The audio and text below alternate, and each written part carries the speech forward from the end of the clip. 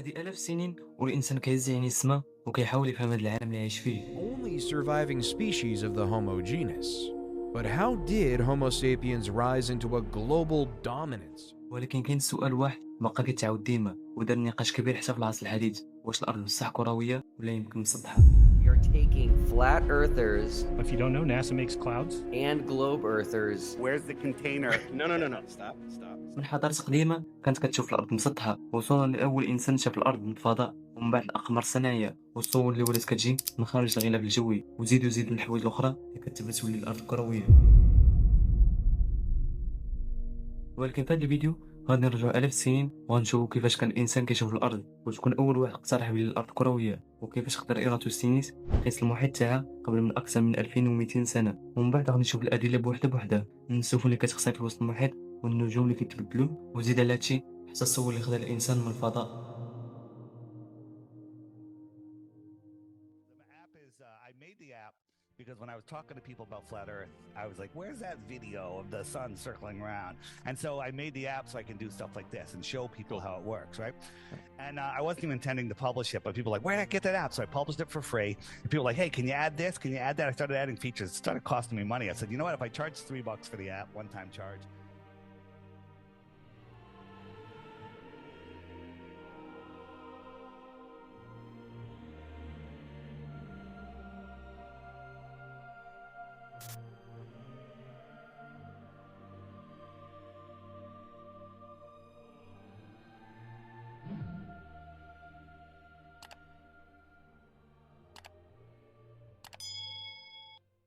فالجميع العلماء كيعطيو أدلة علمية ومنطقية بلي الأرض كروية، ولكن في واحد الجهة كان واحد السباق كبير بين الولايات المتحدة الأمريكية والاتحاد السوفيتي، شكون أول واحد غيمشي للفضاء. المهم في 1959 بدا الاتحاد السوفيتي خدام باش ينفذ واحد المشروع سري اللي هو يصيفطوا اول طيار سوفيتي للفضاء، وباش يطبقوا هادشي خاصهم يقلبوا على شي طيار عسكري يكون مولف الضغط الجوي والقفز بالمظلات، وحتى السرعه اللي كتكون كبيره خاص يكون مولفها باش يقدر ينفذ لهم المشروع. وفاش بداو كيقلبوا في الملفات تاع الطيارين اللي كانوا 3000 طيار مقاتل وكاع البلايص تاع الاتحاد السوفيتي، وما كانوش كيقولوا لهم لاش بغاهم، ولكن كانوا كيقولوا لهم بلي بغاو غير يدربوهم على واحد النوع جديد تاع الطائرات، وهادشي كله باش ما يتسربش لهم هذا المشروع. وكانت المعايير اللي بغاوها في الطيار تكون عندهم من بين 25 حتى 30 سنه في العمر تاعو، والطول ما يكونش فايت متر و70، واخر حاجه تكون عندهم من بين 70 حتى 72 في الوزن تاعو. وهاد المعايير كلها كتساعد باش تكون رحله هادي، يعني ما فيهاش خطوره. بحال الطول قالوا ما يكونش فايت متر و70، يعني كل ما كان قصير مزيان ليهم باش تكون قاده ديك اللبسه تاع الفضاء. المهم ما علينا، 1960 هذوك 3000 طيار اللي كانوا نقصوا ولاو غير 20 طيار اللي مطبقين فيهم الشروط، وهاد 20 طيار بداو كيدير لهم واحد التدريبات في واحد المركز اللي كان حد ما عرفو، حيت كان هذا المشروع تاع الاتحاد السوفيتي سري وتعارف مع المنافس، اي خطا صغير غيسرقوا الخبر وغيفشل لهم المشروع. المهم التدريبات ما كانوش عاديين، حيت هاد التدريبات كان كل واحد كيحطو في شي بيت معزول ما فيه لا صوت لا ضوء، وبعض المرات كيبقاو حتى 14 يوم وهما معزولين، وهادشي كله باش يتحملوا الصوت اللي ما كيكونش في الفضاء. ومن بين التدريبات كانوا كيدورهم بواحد السرعه اللي كتكون قريبه للسرعه الجاذبيه، وهادشي باش يتعودوا على السرعه تاع الصاروخ وباش ما يفقدوش الوعي. وزيد على هادشي بزاف تاع التدريبات اللي داروا لها الطيارين، وفاش سالوا هادشي قدروا يختاروا 6 من 20 طيار اللي داروا التدريبات كلها، وفي 17 و 18 يناير 1961 قدروا يختاروا 3 من هذوك 6، وهادشي من بعد ما دوزوا شي اختبارات. وهاد الثلاثه اللي اختاروا كان يوغي غاغارين اللي كان هو الطيار الاساسي، وعاد مورا كريما تيتوف اللي كان البديل الثاني، وعاد كريغولينا البوف اللي كان هو البديل الثالث. المهم في 8 ابريل 1961 تجمعت الحكومه السوفيتيه ووقعوا بلي يوغي غاغارين هو الطيار الرئيسي لمركبه فوستوك 1، وكريما تيتوف هو اللي غيكون البديل. والطيار اللي اختاروا اللي سميتو يوغي غاغارين كان عنده 27 عام ومتر 57 في الطول و23 كيلو في الوزن. ما علينا حتى لدابا ما كان والو. 12 ابريل 1991 وبالضبط مع 6:07 ديال الصباح بتوقيت غرينيتش بدات كتشعل المحركات وبدا الصاروخ طالع حتى داز 6 دقائق وهو يخرج في وسط كوان وبدات كتعمل في الفضاء. واول كلمات اللي قالها يوغي غاغارين هما هاد الجمل: انني انظر الى الارض، ارى القارات والبحار والسحب بوضوح، ان انحناء الارض جميل جدا والدائره واضحه تماما.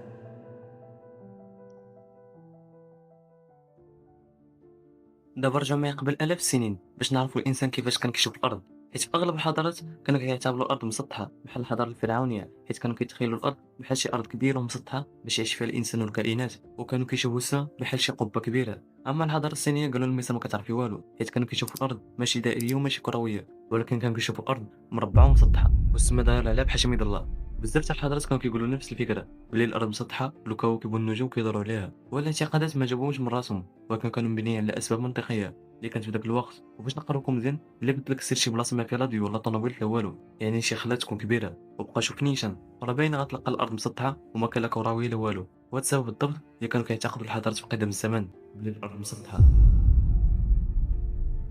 من بعد ما كل حضاره اقتنعت بالراي تاعها بالشكل تاع الارض، هل اللي كان مسطحه اللي كان مربعه. المهم 500 سنه قبل الميلاد جا واحد الفيلسوف يوناني سميتو فيثاغورس. غير هذا الفيلسوف ما كان عنده حتى شي دليل بلي الارض كرويه، غير جا وقال انا بلي تخيلتها كرويه وصافي. اما الحضارات اللي قالوا بلي الارض مسطحه بعد عطاو شي دليل اللي كيتقبلوا العقل في ذاك الوقت. اما فيثاغورس قال لهم الارض كرويه بلا حتى شي دليل. المهم في 330 سنه قبل الميلاد جا واحد الفيلسوف جديد اللي سميتو ارسطو اللي كان كيدعم هاد النظريه تاع الارض كرويه، غير هو ما دارش بحال فيثاغورس زعما قال كرويه بلا حتى شي دليل. ولكن هذا الفيلسوف اللي سميتو ارسطو جاب ادله علميه اللي خاص كلشي يتقبلهم. ومن هاد الادله قال ارسطو بلي فاش كيدوز شي قمر مور الارض كيوقع الخسوف، وفاش كنشوفوا الظل تاع الارض على القمر كيبان لنا بقوه بنسبه 100%. وما جابش غير الدليل وصافي، ولكن جاب بزاف تاع الدلائل الاخرين بحال الجاذبيه والنجوم وحتى بحالاش كتشرق الشمس وكتغرب. وهاد الادله كلهم حتى من بعد نشرح لكم كيفاش كيبينوا الارض كرويه. المهم واخا عطى ارسطو هاد الدليل كلهم، ولكن كانوا الناس مازال ما تيقوا 100%، يعني تقسموا، كاين اللي ما تيقش بلي كرويه وكاين اللي تيق بلي الارض كرويه. دابا الا بغينا نحسبوا المحيط تاع شي بيت ساهله، كنشدوا الطول زائد العرض وكنضربوه بجوج وكيخرج لنا المحيط تاع البيت. ونفس الحاجه الا بغينا نحسبوا المحيط تاع شي قطعه ارضيه كنشدوا الطول زائد العرض وكنضربوه بجوج. ولكن الا قلت لك بغينا نحسبوا المحيط تاع الكره الارضيه كلها شنو خاصنا نديرو؟ في الغالب تقول لي ما يمكنش. او دابا تابع معايا. في 240 سنه قبل الميلاد كان واحد العالم يوناني سميتو ايراتوستينيس خدام في واحد المكتبه في الاسكندريه في مصر، وهو يقرا واحد الكتاب بلي في مدينه اسوان نهار 21 يونيو بالضبط مع 12 ديال النهار كتكون الشمس مستقيمه مع اي حاجه بلا ظل، يعني الا كانت شي شجره ولا اي حاجه ما كيكونش فيها الظل. وحتى الابار كتكون الشمس نيشان كتضوي لتحت تاع البئر بلا حتى شي ظل. وهو يقول ايراتوستينيس او بلاتي حتى 21 يونيو ونشوفوا داكشي بعيني. وبصح في 21 يونيو بالضبط مع 12 النهار غير هو ما كانش في اسوان، ولكن كان في المدينه في الاسكندريه. ما غرس واحد العود في التراب هو يتبدل بزاويه 7 درجات. واول حاجه حيد افتراضيه بلي الارض مسطحه، حيت كون كانت بصح مسطحه ما كانش غادي يكون الظل في مدينه اسوان وما غاديش يكون الظل عاوتاني في مدينه الاسكندريه. هو دابا تابع معايا، الدائره كتكون فيها 360 درجه، شد هو ديك 360 درجه ويقسم على 7 درجات، وفاش حسب داكشي خرجت لي 50. يعني بين اسوان والاسكندريه جزء واحد من اصل 50 جزء باش يدور على الارض كلها. ومراجع المسافه بين اسوان والاسكندريه هي 800 كيلومتر. هو يدير عمليه حسابيه اللي هي 800 كيلومتر المسافه بين اسوان والاسكندريه وضربها في 50 اللي هي الاجساد تاع دور الارض كلها. المهم فاش حسب داكشي خرجت لي 40000 كيلومتر اللي هو المحيط تاع الكره الارضيه كلها. واخا ما كاينش معدات وما كاين حتى شي حاجه اللي تعاونوا باش يحسب هذه المسافه كلها، يعني استخدم داكشي بدائي. المهم فاش تطورت التكنولوجيا والعلم لقاو داك الرقم صحيح وفيه خطا بنسبه صغيره، حيت الارض ماشي كرويه 100% كيف كيحسب كل شيء، ولكن الارض شبه كرويه يعني مجبده شويه بنسبه 0.3%.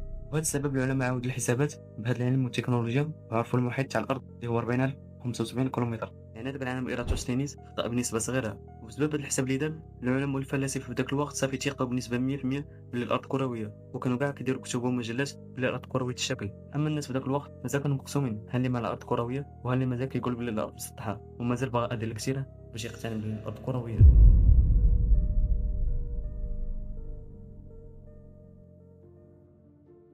منين العلماء والفلاسفه كلهم اتفقوا بان الارض كرويه، غتقول لي شنو هو الادله اللي يستكشفوا بان الارض ماشي مسطحه وماشي مربعه؟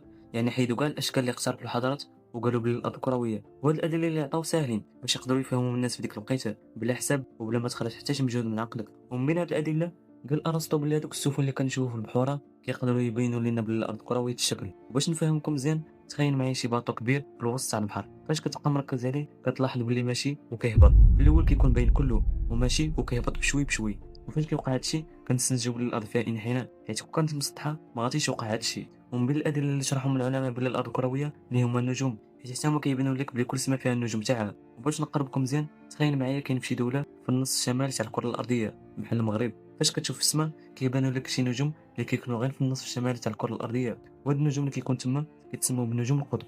ولا مشيتي شي دول في الجنوب تاع الكره الارضيه غتلقى شي نجوم اللي ما كيكونوش في الشمال، والنجوم اللي كيكونوا في الجنوب كيتسموا صليب النجوم. وهادشي كيفسر لينا بلي كون كانت الارض مسطحه نفس النجوم اللي كيكونوا في الشمال غيبانوا لنا في الجنوب، ونفس النجوم اللي كاينين في الشرق كيبانوا في الغرب. يعني الارض مسطحه كتكون فيها السماء كتشد الارض كلها، ولكن حيت الارض كرويه كيتقسموا النجوم على جوج، نجوم القطب وصليب النجوم. حيت كتكون السماء دايره على الكره الارضيه كلها، فراه طبيعي داكشي اللي كنشوفو في السماء تاع شمال الكره الارضيه ما غاديش نشوفو في الجنوب تاع الكره الارضيه. وبهادشي زادوا النجوم حتى هما كيساعدوا باش يثبتوا على الارض كرويه الشكل. وزيد على هادشي حتى الطائرات كيبينوا الارض كرويه الشكل، ولكن بطريقه غير مباشره. في 1928 كان واحد الطيار معروف سميتو تشارلز كينسفورد، وهاد الطيار دار اول رحله من ولايه كاليفورنيا في امريكا ماشي لاستراليا. وكانت هاد الرحله ما غاديش تدوز من القارات، ولكن غدوز من المحيط الهادي. يعني اللي كيقول المحيط لا نهايه فراه غلط. المهم الطائره قطعت 11900 كيلومتر وسط البحر، وهاد الرحله استغرقت 83 ساعه تاع الطيران مقسمه على جوج محطات باش يعمروا الكيروزين للطائره. وهاد المحطات هما جزر الهاواي وجزر فيجي. وهاد الرحله كلها كتستنتج لينا بلي الارض كرويه. يعني الا كنت في امريكا وبقيتي ماشي نيشان فراه غضرب دوره كامل للارض وغتوصل لامريكا.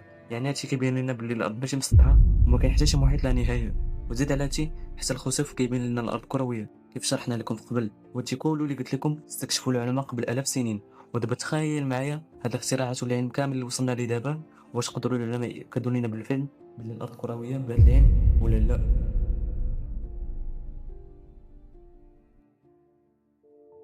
دابا الا سولتك وقلت لك في العصر الحديث شحال من استكشاف واختراع داروا العلماء، فراه بغينا غتقول لي بزاف ديال الاختراعات والاستكشافات، هاد التليفونات البيسيات الاقمار الصناعيه وزيد من الاختراعات. ولكن الا قلت لك هاد الاختراعات والاستكشافات كلهم واش قدروا يثبتوا لنا شي حاجه بسيطه اللي هي واش الارض كرويه ولا لا؟ الجواب هو ايه.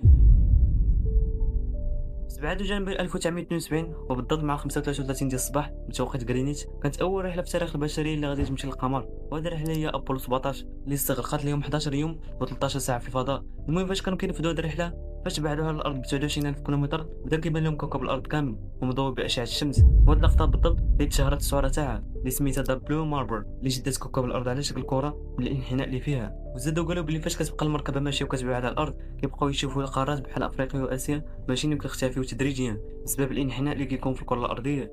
وزيد على هادشي من 1961 حتى لدابا اكثر من 700 رائد فلكي مشى للفضاء وشاف بعيني بلي الارض كرويه. وهاد الرواد ماشي غير من كانوا صافي، ولكن في الحقيقه بلا هاد الرواد الفلكيين جاو كلهم من اكثر من 40 دوله. واخا كاينين صراعات من بين الدول في السياسه ولكن كلهم اتفقوا بلي الارض كرويه. وهاد الدول كلها صيفطات كاميرات باش يصوروا ويديروا فيديوهات باش يوثقوا بلي الارض كرويه. واخا هادشي كله مازال كاينين اللي كيتيقوا بلي الارض مسطحه. في 1849 واحد الانجليزي سميتو سامويل روباثام ينشر واحد الكتاب كيقول فيه بلي الارض مسطحه والشمس كتدور فوقها. وسبب هادشي في 1856 اسس سامويل شانتون واحد الجمعيه ديال ابحاث الارض مسطحه. وبقى هادشي ماشي حتى لدابا، يعني مازال كاينين الناس كيتيقوا بلي الارض مسطحه وكانوا كيجيبوا شي ادله بلي الارض ماشي كرويه. وهاد الادله كلهم اللي عطاو غندير لهم التفسير ومورا غنديروا الجواب. ومن بين هاد الادله اللي جابوا اللي هو السفر بالطائره، حيت قالوا فاش كتكون راكب في الطائره في ارتفاع كيوصل 11 كيلومتر فاش كتبغي تشوف الشرجم ما كيبان لك لا الارض كرويه لا والو، ولكن العكس كتبان لك الارض مسطحه. واول مشكل تاعهم هي كيتبعوا العين المجرده. واخا هكاك راه حتى هي كتغلط. غتقولي بلاتي بحال كتغلط او بلاتي نعطيكم مثال وغتفهموا مزيان. الا شدينا شي نمله وحطيناها فوق شي كره فاش غادي تبغي تحل عين هذيك النمله غادي تلقى كلشي مسطح حيت هي صغيره بزاف مقارنه في كاينه. والعين تاع النمله غتكذب عليها وغتقول لها بلي هي ماشي فوق الكره ولكن فوق شي حاجه مسطحه، يعني نفس الفكره ونفس الحاجه. وزيد على هادشي الا بغيتي تشوف الارض باين الانحناء اللي فيها بالعين المجرده فراه ما غاديش تشوف داكشي في الطائره، ولكن مازال خاصك تطلع ب 20 كيلومتر باش يلاه تشوف الانحناء تاع الارض ويكون واضح. ومن بين الادله اللي قالوها بلي القطب الجنوبي ماشي قاره، ولكن قالوا بلي القطب الجنوبي هي حافه كبيره تاع الثلج كدور على القرص كله. وبلاتي غنزيد لكم حاجه قالوها اللي غادي تفشلوا بالضحك، حيت قالوا بلي هذاك السور الجليدي هو اللي شاد الماء ديال البحر باش ما يتسربش وما يطيحش للفضاء. وزيد على هادشي قال لك بلي الطائرات التجاريه ممنوع ومحظور عليهم يقربوا لهذاك الجدار. وزادوا قالوا بلي فاش كيعطيهم رحلات بالطائره مثلا من استراليا لامريكا الجنوبيه كيقولوا علاش كدوز الطائره من المحيط الهادي اللي كتعتبر طريق طويله وما يبدلوش في خيار اخر اللي هو يدوزوا من القطب الجنوبي اللي هو اقصى مسافه مقارنه بالمحيط الهادي. وبهادشي خلاهم يتاكدوا بلي القطب الجنوبي هو جدار طويل داير على الارض كله. والجواب لهادشي راه باين وسهل. فاش كتقول بلي الطائره ما كدوزش من القطب الجنوبي فراه داكشي غلط، حيت الطائره كدوز وكتكون قريبه بزاف من القطب الجنوبي ولكن ما خاصهاش تدوز من السونتر تاع القطب حيت بين القطب الجنوبي كتكون فيه نفس السين وانت هاز معاك مسافرين. فراه اي غلط غادي تبقى الطائره في الثلج وما غاديش تعاود تخدم. فراه كنهضروا على ناقص السين اللي قد تجمد الكيروزين والطائره كلها. ولكن كاين طائرات اللي كتستخدم مسارات باينه اللي هي كدوز من الجنوب تاع القطب باش تكون قريب للمطارات، وهذيك الساعه كيهبطوا السياح باش يكتشفوا القطب الجنوبي. وهذاك الجدار اللي سميتو الجدار الجليدي في الحقيقه داك الجدار سميتو رفوف الجليديه. هو الظاهره طبيعيه حيت الثلج اللي كيكون في القطب كيبقى يتمدد حتى كيوصل للبحر وكيتكون جرف جليدي طويل وماشي سور داير على العالم كله. وزيد على هادشي فراه كاينين علماء كيعيشوا في محطات في القطب الجنوبي وكاينين كاع مغامرين يقطعوا القاره القطبيه من جهه لجهه وهادشي ماشيين على رجليهم. ولكن فاش وصل الانسان للفضاء صافي رساله للكلام وبقاش يعرف ولي الارض كرويه. حتى لهنا وصلنا لاخر الفيديو. ما تنساش الا عجبكم المحتوى دير لايك ومتابعه القناه وقولوا لي شنو بغيتو في الفيديو الجاي.